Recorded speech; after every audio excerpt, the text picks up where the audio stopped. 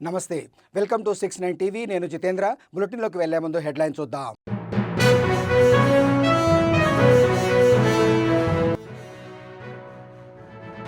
ఆశా వర్కర్లకు ఎన్నికల్లో ఇచ్చిన హామీలు అమలు చేయాలి. హైదరాబాద్ కలెక్టరేట్ ముందు ధర్నా నిర్వహించిన ఆశాలు.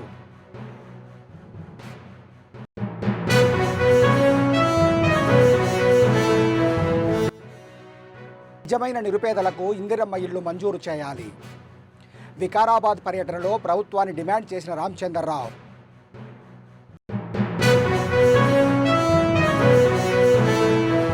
విశాఖ స్టీల్ ప్లాంట్ ఊపిరి తీసిన వ్యక్తి మాజీ సీఎం జగన్. స్టీల్ ప్లాంట్ పరిరక్షణలో చంద్రబాబు కీలక పాత్ర పోషించారన్న పల్లా శ్రీనివాస్.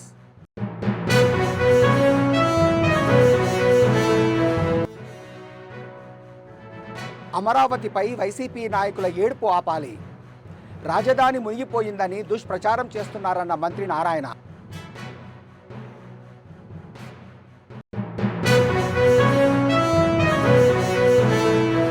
బీజేపీ తెలంగాణ అధ్యక్షులు రామచంద్రరావు వికారాబాద్ జిల్లా పర్యటనలో భాగంగా మన్నెగూడ నుంచి వికారాబాద్ శివారెడ్డిపేటలోని దుర్గమాత ఆలయాన్ని దర్శించుకొని అనంతరం కార్యకర్తల సభలో పాల్గొన్నారు. బీసీ రిజర్వేషన్ల అంశంలో తగిన న్యాయం జరగాలని, రైతులు వర్షాకాలంలో ఎదుర్కొంటున్న ఇబ్బందులు, ముఖ్యంగా యూరియా కొరత వల్ల కలిగే సమస్యలను ప్రభుత్వం వెంటనే పరిష్కరించాలని డిమాండ్ చేశారు. ఇందిరమ్మ ఇల్లు, డబుల్ బెడ్రూమ్ పథకాలు కేవలం రాజకీయ ప్రయోజనాల కోసమే చూపిస్తున్నారని, నిజంగా ఇల్లు లేని నిరుపేదలకు కాంగ్రెస్ నాయకులు న్యాయం చేయడం లేదని మండిపడ్డారు.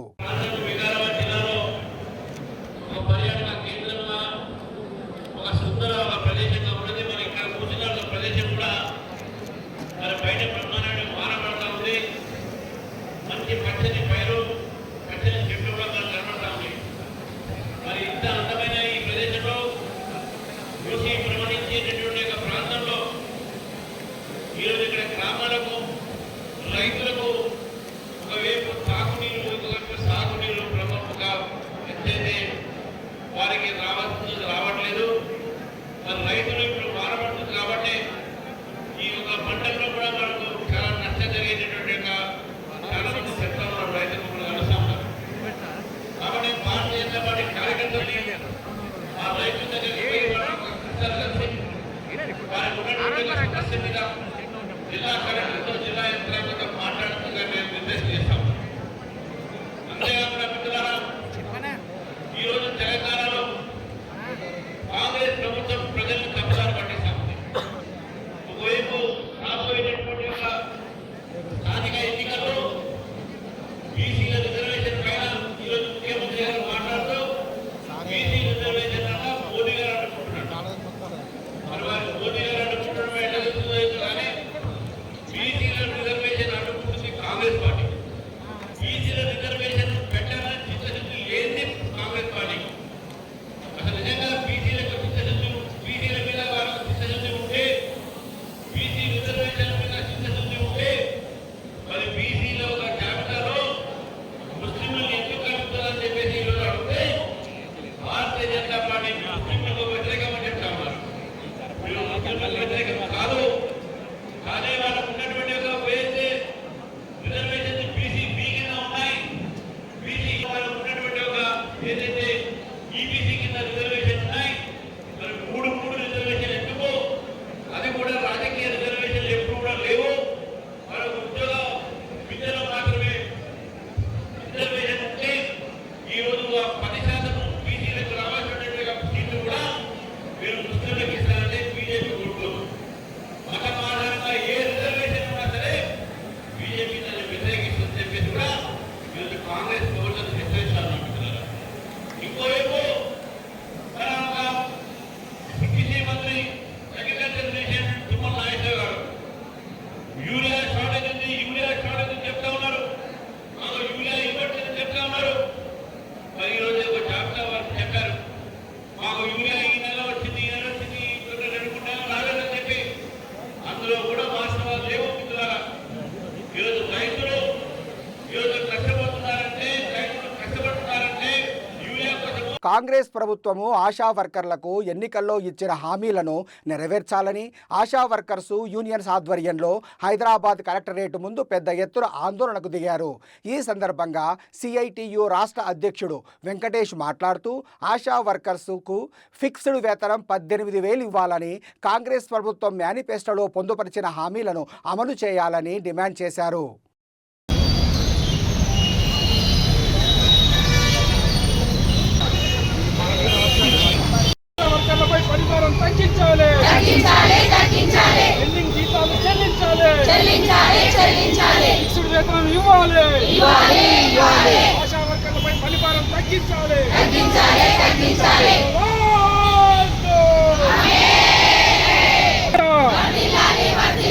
అందరు చేతులెత్తి ఆశా వర్కర్ల ఐక్యత, ఆశా వర్కర్లపై పనిభారం, ఆశా వర్కర్లపై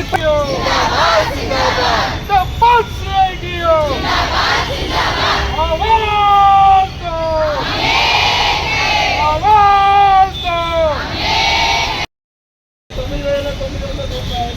మీరు ఎందుకు వేస్తున్నారు అని చెప్పేసి ఈ కమిషనరు కొత్తగా వచ్చిన మహిళ కదా, ఆ మహిళ మన మహిళల బాధలు కూడా అర్థం చేసుకుంటుందేమో అని అంటే ఇప్పుడు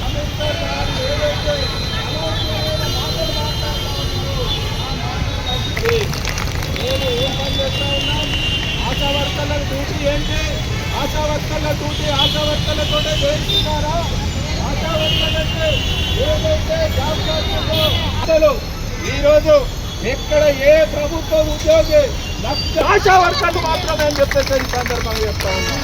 మరి ఇంత 24 గంటలు ఆ రోజు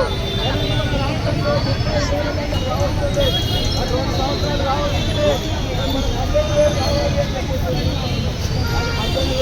పెట్టడం కోసం ఈరోజు వీలు కావట్లేదా? ఏంటిది అంటే ఆశా వర్కర్లు అంటే అంత అంతా లేకపోతే 9,000 అని చెప్పేసి కింది స్థాయి ఉద్యోగస్తులు అనుకుంటున్నారా? 5 ఏళ్లు విశాఖ స్టీల్ ప్లాంట్ ఊపిరి తీసిన నువ్వా జగన్ మాట్లాడేది? ఏపీ టీడీపీ అధ్యక్షులు పల్లా శ్రీనివాసరావు ఆరోపించారు. విశాఖ ఉక్కు ప్లాంట్ ప్రైవేటీకరణపై వైసీపీ దుష్ప్రచారం చేస్తుందన్నారు. విశాఖ ఉక్కు ప్లాంట్ ఎప్పటికీ ప్రైవేటీకరణ కాదు. సీఎం చంద్రబాబు స్టీల్ ప్లాంట్ పరిరక్షణలో కీలక పాత్ర పోషించారని తెలిపారు. కేంద్ర ప్రభుత్వం నుంచి 11,440 కోట్లు, రాష్ట్ర ప్రభుత్వం నుంచి 2,600 కోట్లు సమకూర్చి మొత్తం 14,000 కోట్లకు పైగా నిధులు తెచ్చి ప్లాంటుకు ఆర్థిక ఊపిరి ఇచ్చారని స్పష్టం చేశారు.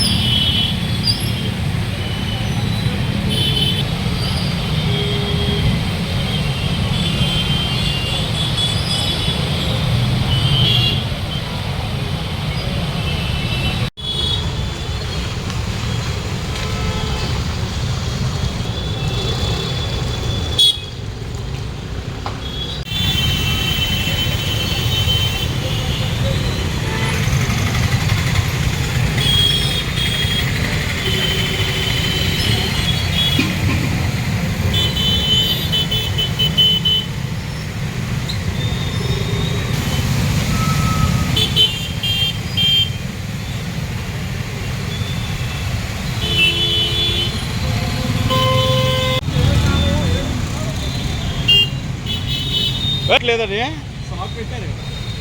ఎంఆర్లో వస్తాను.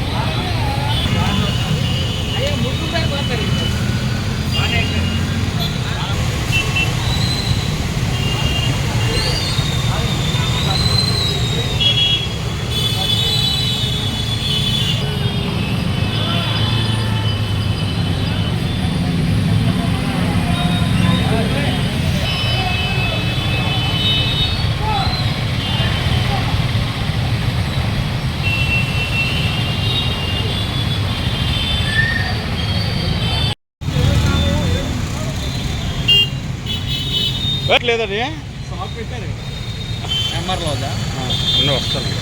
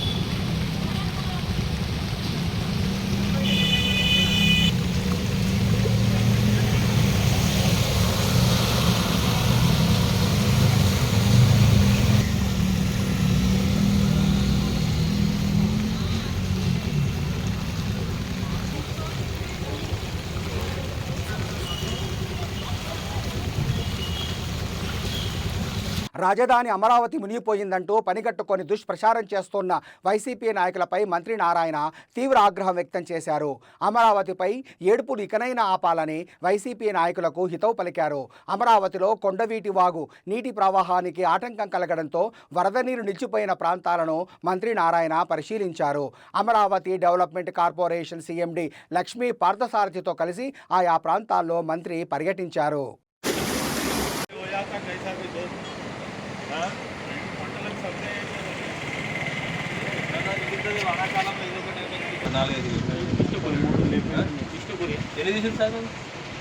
ఏమో తెలియదు ఇన్ఫర్మేషన్.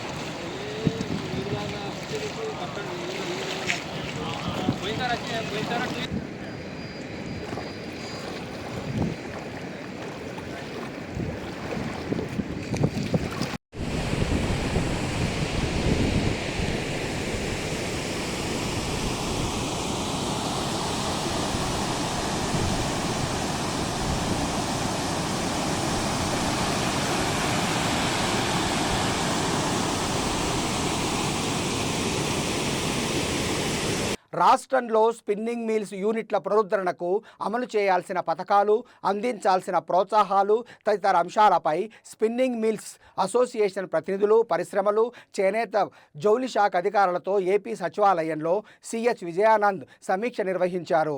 రాష్ట్ర పరిశ్రమల శాఖ కార్యదర్శి యువరాజ్, చేనేత మరియు జౌళి శాఖ కమిషనర్ రేఖారాణి, రాష్ట్ర స్పిన్నింగ్ మిల్స్ అసోసియేషన్ ప్రతినిధి కోటేశ్వరరావు తదితరులు ఈ సమీక్ష సమావేశంలో పాల్గొన్నారు.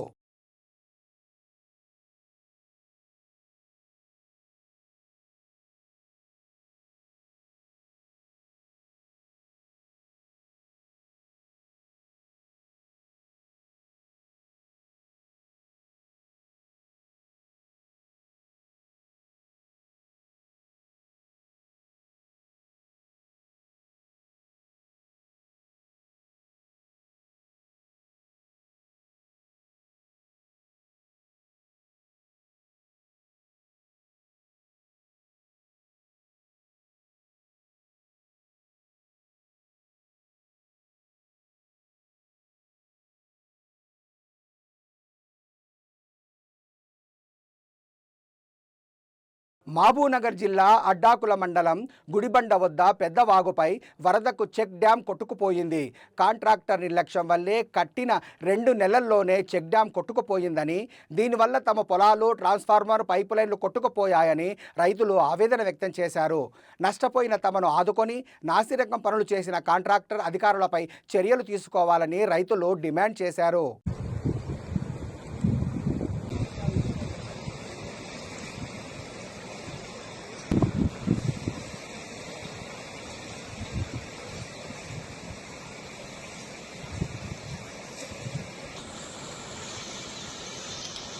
మా పొలం దగ్గర చెక్ డ్యామ్ వేసిండ్రు. రాసాల కల గుడిబండ మా పొలం కడ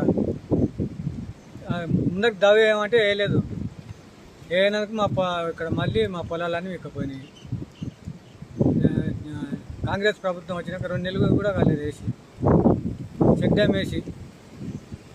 దానివల్లనే దాన్ని ఏం చేస్తారో న్యాయం చేయాలి. మా పొలం 3 ఎకరాల పొలం పంటతో సహిత మొత్తం పోయింది. ఎమ్మెల్యే గారు దాని వలన ఎత్తనే చేయాలి. అయితే మా మామ పొలం మీద ఉంది.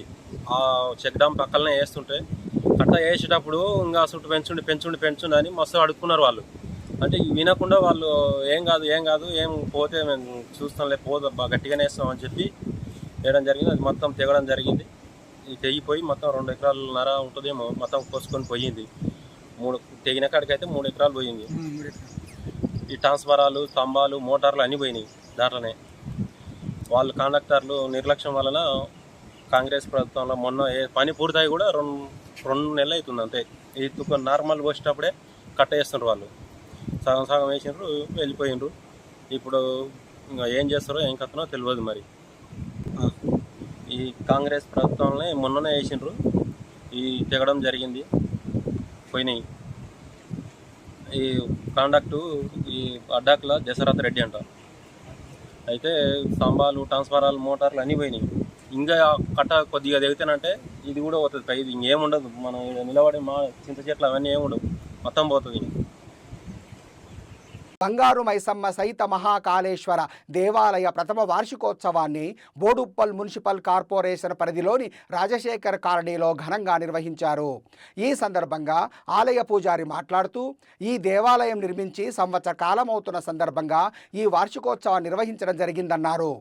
గణపతి హోమంతో ప్రారంభమై మంగళవారం విశేష అభిషేకము, 1,00,000 పుష్పార్చన, విశేష అభిషేకాలు నిర్వహిస్తామని, ఆగస్టు 20న మహాకుంభాభిషేకం, 21వ తేదీన శివపార్వతుల కళ్యాణంతో కార్యక్రమాన్ని ముగిస్తామని తెలిపారు.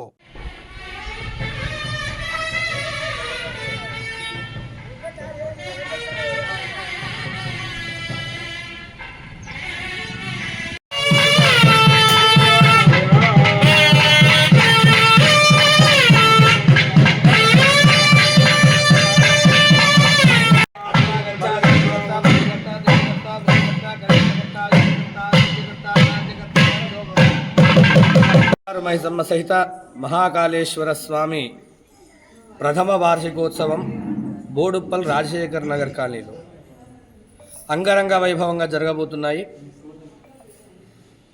ఈ యొక్క దేవాలయము అమ్మవారు చాలా శక్తివంతురాలు, అతి పురాతనమైన టెంపుల్ అయిన గుడి అయినప్పటికీ కూడా దీన్ని పునర్నిర్మాణం చేసి ఆగమ శాస్త్ర ప్రకారము ఈ యొక్క దేవాలయాన్ని నిర్మించి యజ్ఞయాగాది క్రతువులు అనేక రకాలుగా జరుగుతున్నాయి.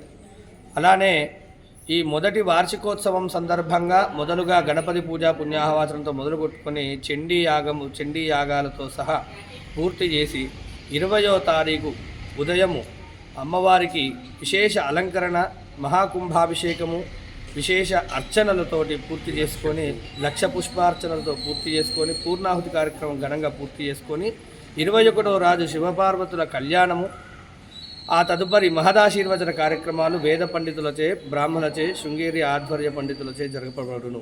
అంతేకాకుండా ఈ యొక్క దేవాలయంలో రోజుకో అలంకరణ చొప్పున రోజుకో విశేషమైన పూజా కార్యక్రమం జరుగుతుంది. అమ్మవారి యొక్క శక్తిని తెలుసుకొని భక్తులు రాష్ట్రమంతటి నుంచి కూడా తిరిగి వచ్చి అమ్మవారి యొక్క కోరికలు నెరవేర్చుకుంటూ, అమ్మవారికి ఇచ్చిన ఏవైతే వాళ్ళు కోరుకున్న కోరికలు నెరవేరిన వెంబడి కోరికలు తీర్చుకొని అమ్మవారి యొక్క అనుగ్రహం పొందడానికి రాష్ట్ర నలుమూలల నుంచి వస్తుంటారు. కావున భక్తులంతా కూడా ఈ ప్రథమ వార్షికోత్సవంలో పాల్గొని ఆ యొక్క పార్వతీ పరమేశ్వరుల యొక్క కృపకు పాత్రుడు కావాల్సిందిగా కోరుతున్నాము. అంగరంగ వైభవంగా జరుగుతున్న ఈ కార్యక్రమంలో మీరు కూడా పాల్గొంచుకోవాలని చెప్పి కోరుకుంటున్నాను. సంగారెడ్డి జిల్లా పటాన్ చెరువులో వర్షపు నీరు బీభత్సం సృష్టిస్తోంది. అమీన్పూర్ మున్సిపాలిటీ పరిధిలోని బందం కొమ్ము శుభం కాలనీలో కాలువ నుంచి నీటి పారుతుండడంతో కాలనీలో భారీగా వర్షపు నీరు చేరుతుంది. దీంతో కాలనీలకు రాకపోకలో ఇబ్బంది పడుతున్నారు. స్థానిక ప్రజాప్రతినిధులు స్పందించి వెంటనే కాలనీ వాసుల సమస్యలు పరిష్కరించాలని కోరుతున్నారు.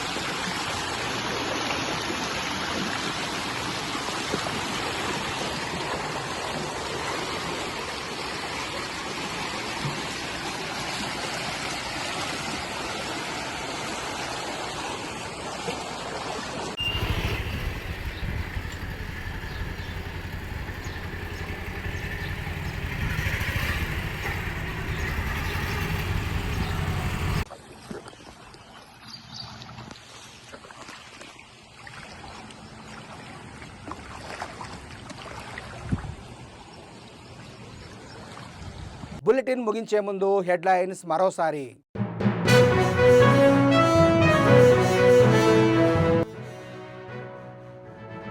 ఆశా వర్కర్లకు ఎన్నికల్లో ఇచ్చిన హామీలు అమలు చేయాలి. హైదరాబాద్ కలెక్టరేట్ ముందు ధర్నా నిర్వహించిన ఆశాలు.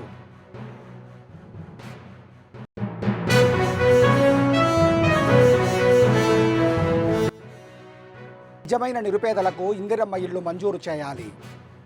వికారాబాద్ పర్యటనలో ప్రభుత్వాన్ని డిమాండ్ చేసిన రామచంద్రరావు.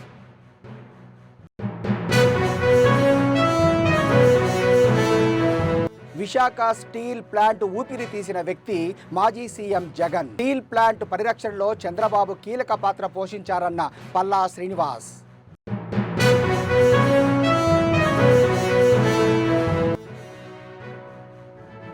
అమరావతిపై వైసీపీ నాయకుల ఏడుపు ఆపాలి. రాజధాని మునిగిపోయిందని దుష్ప్రచారం చేస్తున్నారన్న మంత్రి నారాయణ.